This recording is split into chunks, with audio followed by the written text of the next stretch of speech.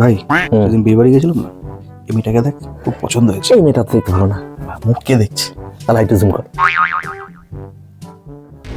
ঢুকতে ঢুকতে শুনছিলাম তোরা কি নোংরা আলোচনা করছিস। আমি একটা রিসার্চ করেছি, সেটা দেখ। কি এটা? এটা চিনিস? মনে তো হয় না চিনিস বলে। এটাকে বলে আখরোট। দেখতে ব্রেনের মতো, খেলে ব্রেন স্ট্রং হয়। আচ্ছা, জীবন বিজ্ঞান। আরো কি রিসার্চ করেছি দেখ।